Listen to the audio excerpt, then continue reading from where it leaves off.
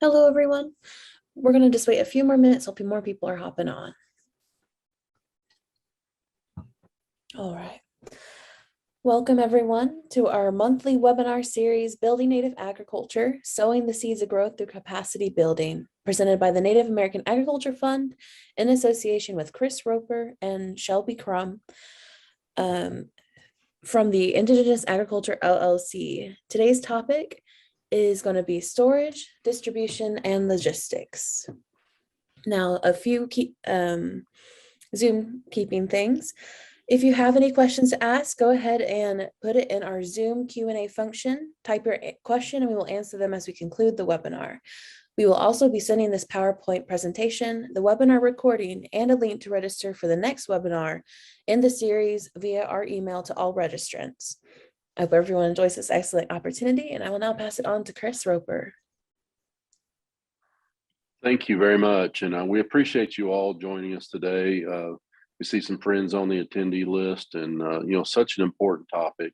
We're covering a lot of ground. We're going to cover some of our previous webinars as well today, and kind of tell you what's in store for the future here. So we'll go ahead and dive in and get started.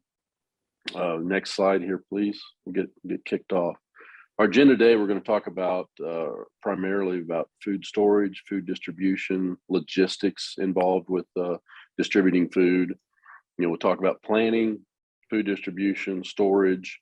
We're going to spend a little time with talking about the regional food hub models. We're going to recap our series a little bit, talk about some resources, funding opportunities, and then go through our questions. Next slide. When you're thinking about your food storage, distribution, and logistics, as always, you need to think about your costs. You have to think about, what does the infrastructure cost? What all do you need inside your infrastructure? Will it be coolers and freezers, trucking, the maintenance of these facilities, the waste management and how you're going to get rid of the different types of waste that come along with that, the labor that it takes to actually staff these facilities, even trucking, whether it's staff and trucking, staffing, for your actual warehouse, staffing for different distribution, different food handouts. You think about your expenses for your gas, distribution expenses, all the way down through pallets, trash removal, utility costs. All these things have to be thought about. The benefits that you must keep in mind. You can control your timelines. You can control the scheduling of your shipments. You can control. We put some cost. You can control your costs, but as all the things I've mentioned, as far as cost to consider, you have to be aware of the costs that come along with food distribution. The waste and limiting the waste of the food that you're trying to take care of and get it out to people. When you're thinking about perishable products, you want to make sure that you always have a place to go with your food. And that even comes down to your bad food. If you have food that goes bad while it's in your possession, what are you going to do with that? Where's it going to go? You don't want to waste the products that you get, whether you're growing them, whether they're donated products that you get, or you're purchasing those products. You have to limit that waste and figure out what you're going to do with it. All the way from the time that you receive it or grow it, from the time that you're preparing it, all the way through to, say, a composting site. You can compost some of this food product that can't be used. You can feed it to other animals potentially. You can use it in some of your feeding facilities, whether you're talking about chickens or pigs or cattle. A lot of different things you can do with these products without throwing them away.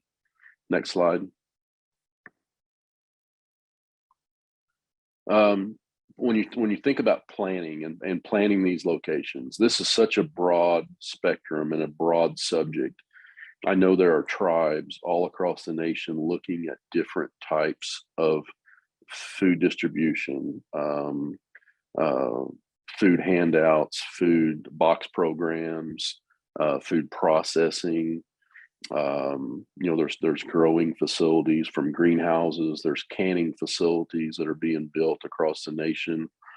All of these things can work together, obviously, and that's what we're leading up to. But when you're thinking about picking a location for food distribution and storage, obviously, if you already have a food processing facility, that can serve as a distribution and storage center. You have to think about what types of food are going to be stored there, what requirements they may have, whether it's a temperature requirement, cleaning requirement, it could be a zoning requirement if you're not on tribal lands. If you're inside of a city, county, or state, you have to think about what their laws are and what kind of governance that you're looking at. Even if you are on tribal lands, you need to be thinking about what kind of food codes that your tribe has. And if you don't have any food codes, be a champion of that and try to help your tribe take charge of in these food codes and adopt food codes and make your food codes adaptable for these type of facilities. If you can be a part of creating these food codes for your tribe to adopt, you can get the processes set in these food codes that allows you to do all the things that you're thinking about, as well as establish your goals for the future as well. You need to think about your food safety, not only inspections and licensing, but training. We focus a lot about, training your employees, but this has to be all of your employees. It can't just be your warehouse workers or your people that are handing out food. It has to be the folks that are driving your trucks. The truck drivers need to understand the temperatures that the food has to be transported at, has to be stored at. Cleanliness of the warehouses, coolers, and trucks has to be thought about. How often those facilities need to be washed, mopped, vacuumed, sanitized, etc. So we need to have food plans, food safety plans that incorporate all these things. And there's assistance available for developing all of these things.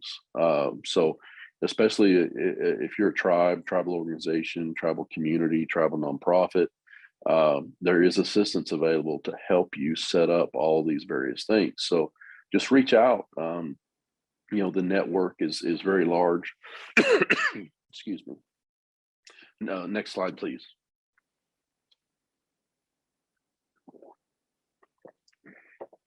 For your food distribution, you're thinking about shipping and logistics. The issues of trying to get food processed and transported across state lines. Excuse me. Processing backlog currently. Network to develop intertribal distribution and trade. And along food safety lines, and we talked about the training, but everyone down to the drivers need to be trained on food safety.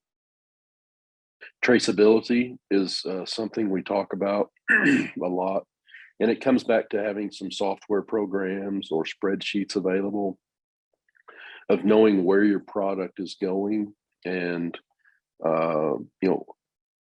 knowing the chain of custody, basically, of where product came from, where it ends up, in case there's a problem or a recall. If there's a recall on one of these products, you need to know who has it, who has eaten it, who has it in their coolers, who has it in their freezers, so that you can safely get that product back in the case of a adverse scenario. So all things we need to be thinking about. Next slide. Some of your food distribution options or food distribution centers, they can be casino restaurants, grocery stores, childcare facilities, convenience stores, gift shops, Title VI and elder feeding programs, farmers markets, food hubs. These are all places that you can and will deal with if you are managing these food distribution facilities. Next slide.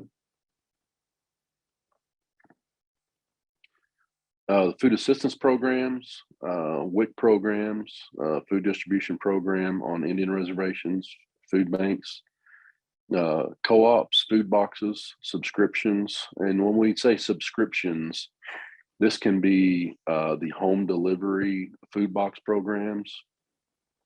These can be similar to, call it the coffee of the month club or wine of the month, or I've seen the olive oil of the month clubs. A lot of these things are other ways to move products as well as donations. Next slide.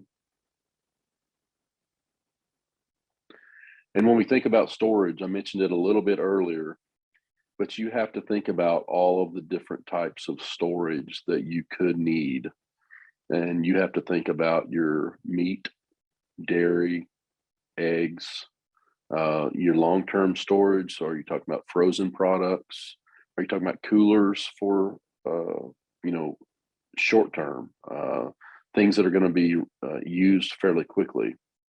If you're carrying milk, and if you're carrying beef or bison products, you need to try to keep some type of separation for some of these things. When you're also planning your facilities, you need to be thinking about the dry storage. Where are you going to keep your canned goods, your shelf-stable products? It can be noodles, it can be flour, sugar. You've got to have boxes, packaging materials. Again, you may have recycling program that goes along with this, and what you're doing with products that maybe go bad. What are you doing with the boxes, the used boxes? So all these things need to be thought about and planned for. Next slide. Along with the storage, when we talk a little bit about inventory management, the inventory management can also help with the shelf life. It can help your managers understand the rotation of the products and making sure that kind of use that first in, first out scenario. You don't want to have product that gets back to the back of the freezer and never comes out, or canned goods that end up on the back of a stack of pallets somewhere and then gets outdated, and then you have to figure out what to do with it. These inventory management programs can help you with the traceability, knowing what's being brought in, what's being taken out, where it comes from, where it ends up. All these things you really need to think about and do. You need to try to do printed inventory sheets. Again, for drivers, again, you need to understand what product goes to different locations. Drivers need to understand what they're hauling. Again, part of this is for food safety even, and knowing if a driver is transporting a pallet of canned goods in the same type of reefer vehicle that he might be hauling milk or fresh meat, he needs to understand what they're hauling so that they can make sure that they're following the right procedures for moving this food product. Barcode system. Some of the inventory management systems may come with a barcode system, and an inventory barcode system will differ from a retail barcode system. So keep that in mind. I've seen a lot of issues when you're tracking barcodes. It's not always the barcode system that you would see as a sales barcode. And different warehouse situations, well, even if it's a grocery supplier or whoever you might get products from, they might have barcodes on a case versus an individual product that would be different. So when you think about inventory management programs, you need to dive into them. And maybe if you have a standard grocery supplier, see what inventory management system they use, so that maybe you can be on the same lines as them, and then you can transfer inventory back and forth even. When you're planning your storage, think about your location. You want to have it fairly close if you can to where your products are going to end up. If you're doing some local distribution, try to have them planned for what type of storage. Again, we've talked about the dry storage versus the coolers versus the freezers, and then the different types of products. You need to understand what type of volume that you're going to be storing, and then the demand of products, as well as a surplus management plan. And the surplus management plan can be a lot of things. It can be, if you're growing products and you have different grades of products that you grow, and say the top grades of products might go to a retail outlet, whether it's a grocery store or whether it's a farmer's market or whatever, then maybe your seconds or your blemished products might be going into a food box program, or it might be going into some other type of feeding program. And then if you actually have products that just can't be used, it can't be used in a canning program even, then where's that product going to go? You hopefully are composting that or turning that back into some other usable product, and not just putting it in a dumpster. So that's what we talk about when we talk about the surplus management plan. Where are all these things going? And if you're talking about meat processing, it gets even broader when you're talking about hides, and when you're talking about offal. Where are all these different products going? I know some tribes are trying to save every part of the animal, and if you're processing very many animals, you're having to think about where every piece and part of this animal is going, and you have to have a plan for where it goes and when it gets there, and of course transportation, storage, logistics for all that. So when you're planning for your storage, you need to plan for all weather. No matter where you live, you're going to have some different types of weather. It can be wind, it can be dust, it can be snow, rain, whatever the scenario. You need to be able to get trucks in and safely unload them. You need to be able to keep your products out of the weather. You need to keep them from getting rained on or dirty. You need to have docks that are appropriate for the types of trucks that you're going to have. It could be an elevated dock, or it could be, maybe it's a building that you pull or back a truck into, and then you're going to unload that with a forklift. Lots of different things can happen. You just need to plan for those. Next slide. Food security. We've talked a little bit about this already. Foods that don't meet your retail standards can be donated. They still have a purpose. We see a lot of times tribal members, funerals, powwows, community meals. Lots of foods are planned for those events, school banquets, fundraisers, field trips, sporting events. We see a lot of that. Surplus products can be sold or donated to food banks. If you don't have your own internal food bank, you need to be in touch with your other local food banks. More than likely, there are food banks, whether it's through Feeding America food bank, or it could be, through a local church. But there are a lot of different food banks out there that you can feed products into. You need to be able to internally control your cold storage and inventory management. There are lots of different apps you can use as well. If you have a facility with an internally controlled management program, with the use of phones and iPad apps now, a lot of the things that you can do internally inside of a facility, you can also do externally. So be ready to just learn these different programs and really dive into it. It takes a lot of time to learn all these things, but yeah, just be ready and be prepared.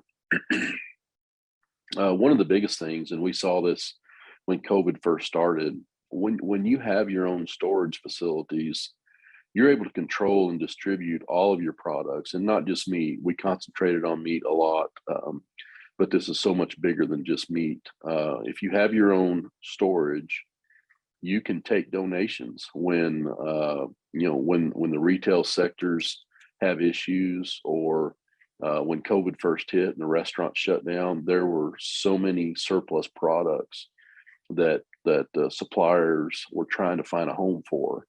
and it ranged from vegetables, fruits. We had semi-loads of melons that were trying to find places to go, potatoes, of course, live animals. We saw a need to redistribute. The pigs came from up north. We saw canned goods, just a tremendous amount of products. And when you have a facility that can handle these products, you can be first on the list for a lot of these different types of donations that are coming available. And not only can you take care of your own tribe and your own community, but you can help other tribes that are not as fortunate in your area. If you can house these products and redistribute them through different types of distribution, you can control these programs, and you can control the food supply for all of these communities. So really think about that. And I know lots of tribes are doing food storage and food distribution facilities right now. So, kudos to all the tribes that are doing initiatives on food security. Things have grown so much since COVID first started, and there's been so many wonderful things happen since this all began. So, next slide. This leads us to kind of what we've been talking about over the last 7 or 8 months, the regional hub model. There's such a need and a demand for more food hubs than we have today. We've discussed these regional food hub models for the last several years. We really need people and tribes to start stepping up and take charge of their area and their region. We need people and tribes and tribal cooperatives to be ready to take this on. A lot of tribes are taking on meat processing. They've taken on greenhouses. They've taken on food distribution and storage, but we haven't seen one yet take on all of it together. And that seems to be the real need in all of these regions. And we're not just saying that these first few will be all it takes, because it's going to take more. If you look at any one of these particular regions, these are just a start, but we need to get these started, and we need to get them started soon. And again, lots of great things happening. A lot of things have changed and developed over the last couple of years, but we still have a long way to go. Next slide.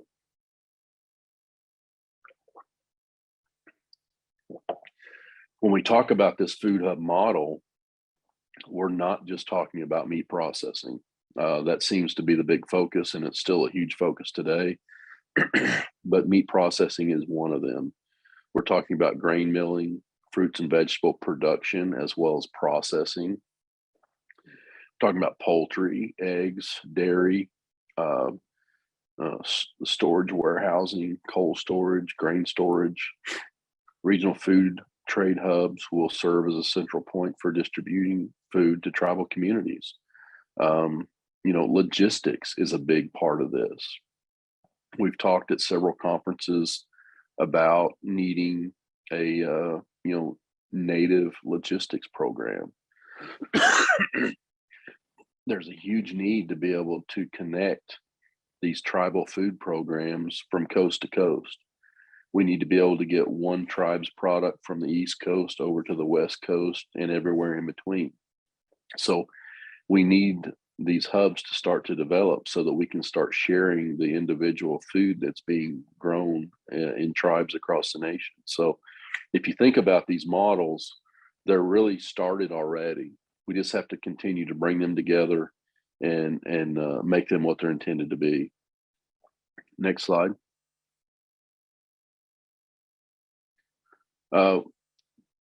Talking about these models, we really started these Building Native Agriculture webinar series in an effort to plan these regional food hub models.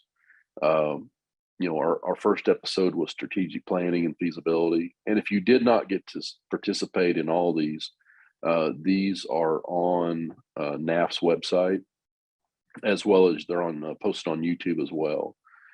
We've covered funding opportunities and how to write a grant, not necessarily how to write a grant, but what to think about when you are writing a grant. A lot of these grants are different depending on what group they come from. So we tried to give you a lot of things to think about and be ready for as these grants are coming open. In our third episode, we did standing up infrastructure, how to pick sites, the different types of infrastructure needs, what utilities might be needed, how to plan the facility. Next slide. Episode 4, we were covering labor and training opportunities. These are real opportunities that are still in existence today, and I would expect this to carry on for some time. Episode 5 was the HACCP and food safety plans. We talked a little bit about that again today, but there's a real need for these food safety plans and food codes inside tribes. So there's assistance for all these things that we're mentioning to you all. So if you do have a need for any one of these or all of them, please reach out and we'll try to connect you to the right group to help you along the way. Our sixth webinar was using tribal products in retail and vertical integration, which some of that we've covered a little bit again today. Next slide. Episode 7 was tying in tribal foods to feeding programs, some of the benefits. Excuse me. Episode 8 was ag policy.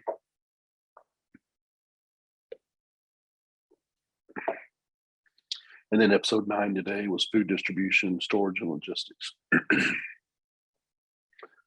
All of these things go into the regional food hub model, and tying all these things together is important for all of your tribal communities.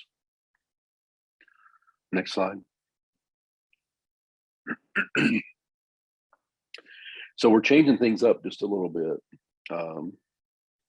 Next month, we may change to a live stream event, or we may maybe change this webinar model just a little bit. And then probably our April session will be changed as well. We may push those out.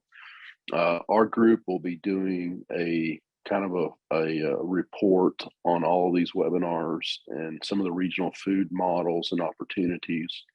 And you'll see a published report here over the next several months that will come out, and we will definitely do an event on that as well, so that we can share all the information that we've covered over the last 8 or 9 months with you all. And again, if there's things that we haven't covered that you're interested in, I know there's a lot of wonderful things happening out in the Native communities today, and it's hard for us to cover every area. But if there's something that you all are looking for specifically, please let us know. If you have suggestions on how we can be better or do things better, again, please share that as well. But again, look for the updates coming out next month. We will change things a little bit. But if you do need more information on any of the webinars that we've had, please feel free to look those up or reach out and let us know. We're willing to help any way we can. Next slide. Some of the newsletters, there's a lot of things coming out, not just money. There's new grant programs. There are new initiatives. Some of the things that we use, we wanted to share with you all. There's a lot of the online newsletters that you all can sign up for to see what's new, what's coming out. Of course, Native American Ag Fund, if you're not getting their newsletter, be sure and sign up for that. The Indigenous Food and Agriculture Initiative, USDA's Farm Service Agency, Rural Development, Food Nutrition Service, NRCS, Office of Tribal Relations, excuse me, as well as the Native Farm Bill Coalition. Next slide. Shelby, you want to take this one over for me? Yes, but unmute first. So these are different funding opportunities that we have compiled. There are more out there, but these are some of the ones that we are actively looking at right now and working with other people to try to help them sort out. First is the Rural Business Development Grant, RBDG, and it closes here pretty soon. So if you're already working on that one, great, get it wrapped up. And if not, you might have to wait until the next cycle, unless you already have a project idea in mind. But once we send this list out, these will all be clickable to take you to the grants site to get more information about it, so you can start preparing. The next one is USDA Community Facilities Direct Loan and Grant Program, and it is open until funding runs out. The Rural Innovation Stronger Economy RISE grants are start at $500,000 and go up to $2 million for up to 4 years. And it closes in April. So that's a really good one. It just opened here soon. If you can jump on that and start putting a project together, now is the time to do it. There are some other financial resources that that you can look at too that aren't necessarily grants. NAAF did a Native Farmer, Rancher, and Fisher Sovereignty series that you can check out as well. And as I said, there are a lot more grants out there, depending on what exactly you're looking for. So if you just check grants.gov regularly, probably weekly would be best, and just go through and see what might be open and what will not, because they do have very short windows. And you can also, if you're looking at infrastructure or other things to build a warehouse or to add on to it, or to add any kind of storage or shipping, you can also look at loans and banks and private funders or tribal funding as well if these grants aren't working out for you. Next slide.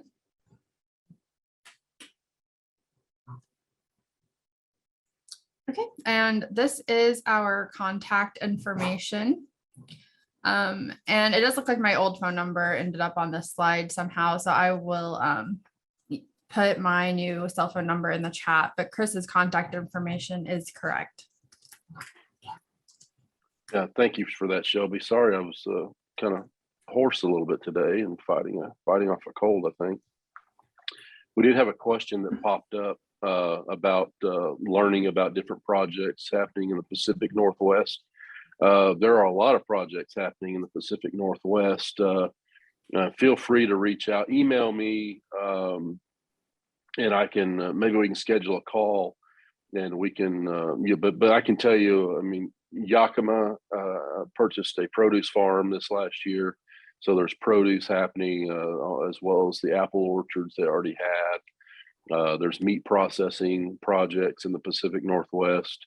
There's already some seafood processing in the Pacific Northwest, olive oils, nuts, just there's tons of projects in the Pacific Northwest. So reach out and we'll chat. If you have one specific that you'd like to talk about, please let me know. I don't know of every one of them, obviously, but I do know of a bunch. But if you have interest there, reach out and we'll try to help any way we can. And I think, are there any more questions that we need to maybe field?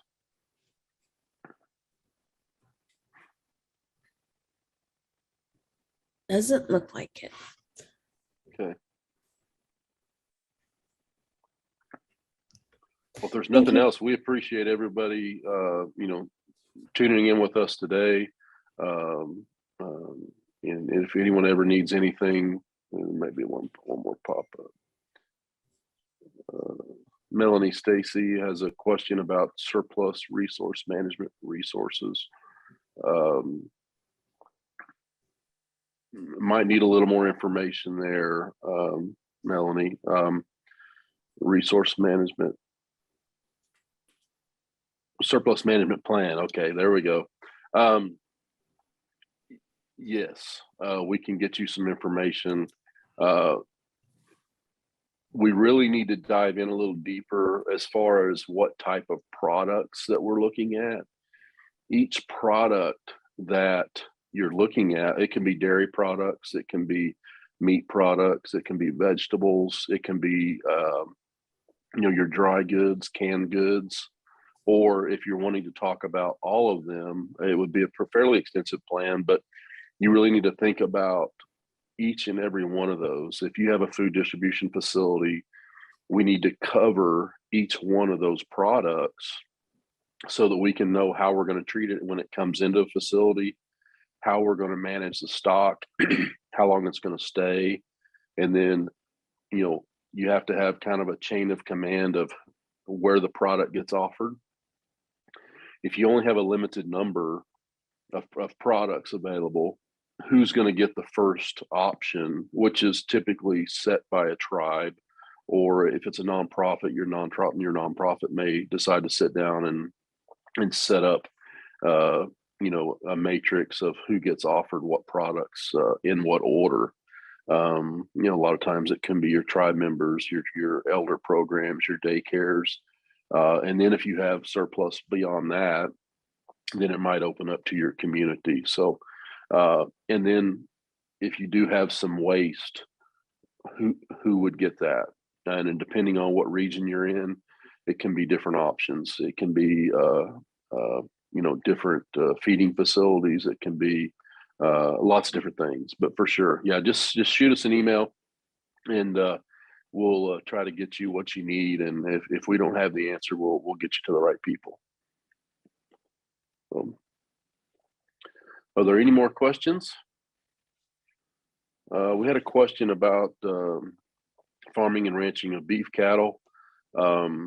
Maybe reach out, whether you email Shelby or I, and we can definitely get with you on that and kind of see the specifics that you're looking for.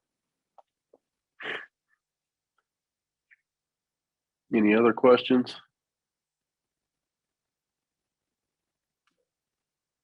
Gabrielle, are you seeing any others? Nope, not on my end. Okay. Again, we appreciate everybody's time today. Appreciate you tuning in and joining us. If we can ever help you all in any way, please let us know. Thank you all. Yes, thank you.